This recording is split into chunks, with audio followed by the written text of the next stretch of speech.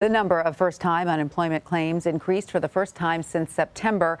222,000 Americans filed initial jobless claims for the week ending November 27th. That is up 28,000 from the previous week. It ends 8 consecutive weeks of declining new jobless claims, but the increase is less than Wall Street analysts had predicted. Also, the number of continual claims dropped below 2 million for the first time since the start of the pandemic. CBS News MoneyWatch reporter Megan Cerullo joins us now for more on this. Hi, Megan. Great to see you. So first-time jobless claims hit their lowest point in more than 5 decades last week. So with the holiday season underway, was this week's bump in first-time claims expected?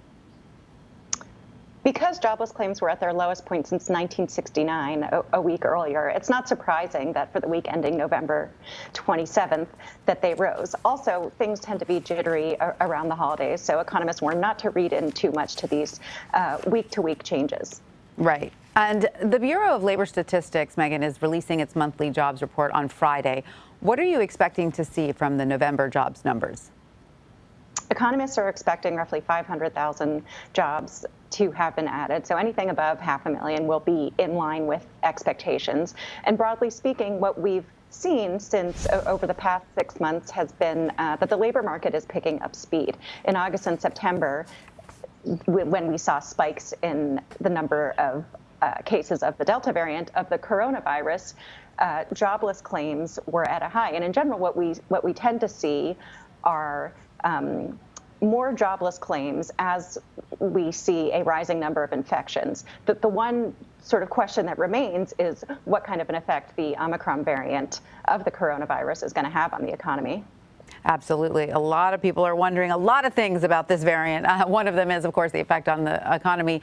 We are seeing, though, a growing number of workers quit their jobs or get fired over their refusal to comply with company-wide vaccine mandates. I'm wondering if that number is significant enough to, sort of affect employment numbers, or whether it's just on the margins, and whether the fact that a handful of Republican-led states are now amending rules allowing for these people to file for unemployment.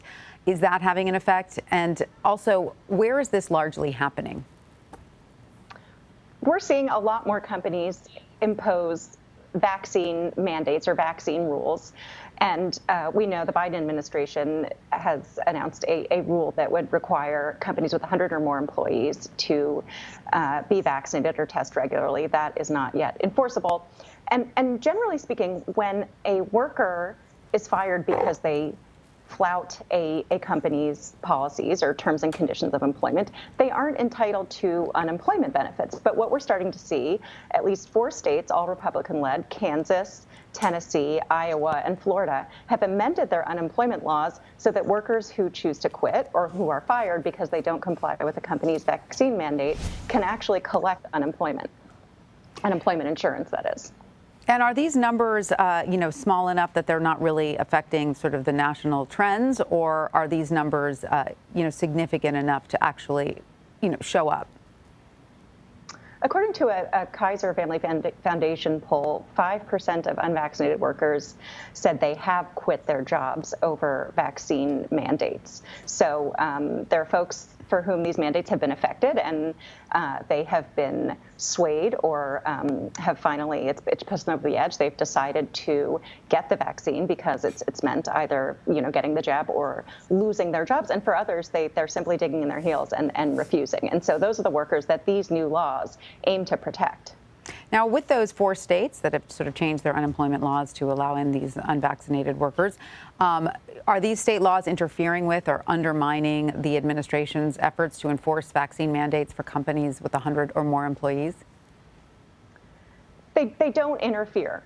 Unemployment benefits are administered on a state-by-state basis, so it's up to states to determine eligibility criteria.